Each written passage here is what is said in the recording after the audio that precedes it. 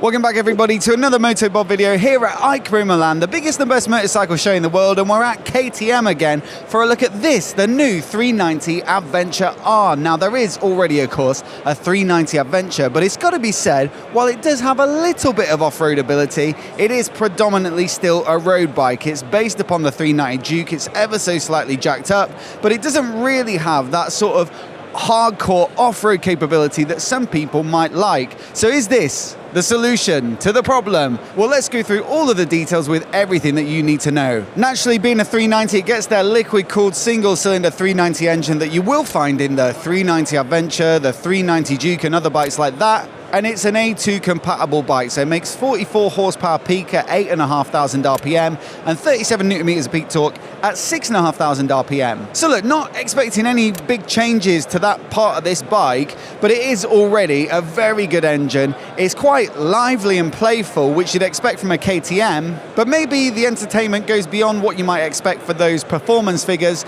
and also it revs up quite freely compared to some of the other single-cylinder mid-capacity engines on the market, which again helps with that slightly sporty character. Where this bike does start to deviate though from the other 390s that are already in their lineup is with the chassis with a much taller stance. It looks like a new frame design, it's still tubular steel, but yeah, this one's set up for off-roading, and you can see it's got a different swing arm and stuff like that. There are actually a couple of other variants that seem to be built on this platform as well, which we'll look at in a moment. So an Enduro 390 and also a Supermoto. But you know, with all three sort of genres of bike, Enduro, Adventure and Supermoto, you're going to have that much taller stance than something that's derived from a road bike like the Duke. Suspension, as always, comes from their in-house WP brand, and it's always, in my experience of riding it anyway, really good stuff. But whereas with the road bikes, and I think the 390 Adventure, you typically find the WP Apex lineup, this is from their much more off-road biased Explore Pro. So expect internal settings that are built for, you know, those bigger impacts, more undulating off-road surfaces, more travel as well, of course,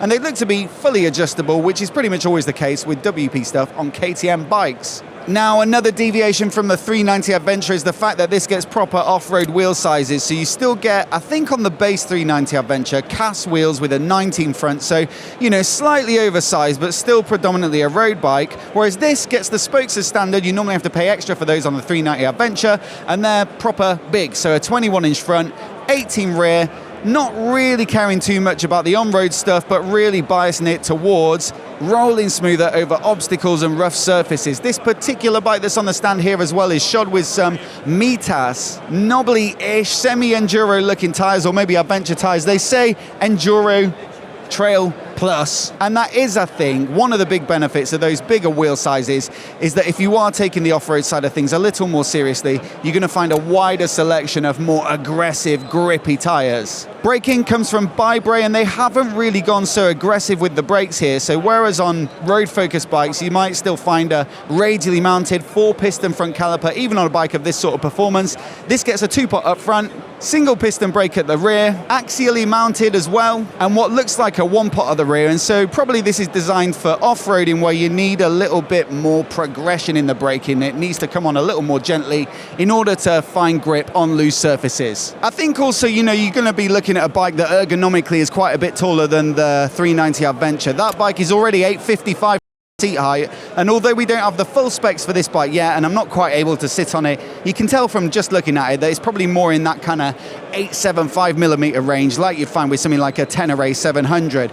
Now you've got the grippy off-road foot pegs with the rubbers that you can remove, you've got high bars, and so really this looks like a bike that's fully designed as you'd expect for off-roading, probably a better standing position, let's say, than a 390 Adventure.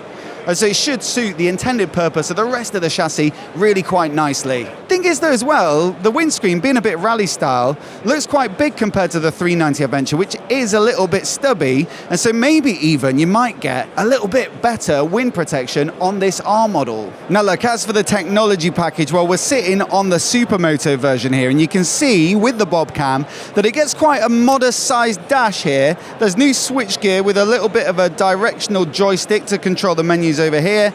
This one, the throttle side, looks a bit more like other KTMs, but yeah, quite a nice sleek cockpit on this bike.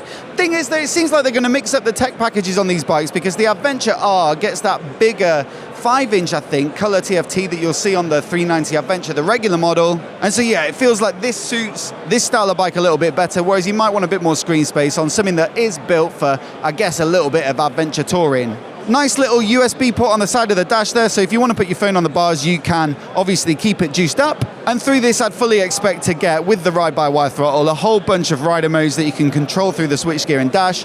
Supermoto ABS almost certainly on this one, off-road ABS on the 390 Adventure R, and that dash, certainly the one on the Adventure R anyway, gets loads of connectivity features. So if you want to control music and navigation and stuff like that, you can do that through the bike if you hook up your phone over Bluetooth. Now, before we get on to the next bit of the bike, I just want to say a massive thanks to DJI for supporting the channel and supporting our EICMA coverage. For the Bobcam, I'm using their latest and greatest Osmo Action 5 Pro, which we also use back home to record our reviews, and we love using these cameras. They're small, they got great battery life, great image quality, and they've got a brilliant magnetic mounting system that you can move around the bike very easily. So look, if you're looking for something to record on and off the bike, if you want to capture your rides but also do a bit of vlogging and stuff like that, this sort of camera is absolutely fantastic. We fully recommend it, and so do check out the link down in the description to find out more. Once again, a huge thanks to DJI for supporting us and making videos like this and shows like this possible. So look, like I say, there are 3 versions of this 390 now. So there's the Adventure R that we see there, the Supermoto I was just sat on, and then also this Enduro version, which is even more stripped back and off-road focused. It doesn't have the big cockpit and windscreen and stuff like that. So really interesting to see that they're really pushing into this area. And also, I believe the Enduro and Supermoto at least are available in a 125 version with a smaller single-cylinder engine. So it seems like this is going to be a big platform for KTM in the coming years, but I've got to say the best looking of the bunch has to be this Adventure model. I think it's a great looking bike, better looking I'd say than the 390 Adventure as well, because it's got those more adventure-y, dirt bikey proportions with the bigger wheels, that taller stance, and also I think this new front end with the modern headlight structure that they're using on a lot of bikes really does work for me, and I think this is fantastic. No price on these ones as of yet, but the 390 Adventure for this year was £6,599, so realistically with the sort of up-spec suspension and some of the changes they've made, it's probably going to be a little bit more than that, but of course they won't want to make it too high because then you're getting on for 790 Adventure and 890 Adventure money.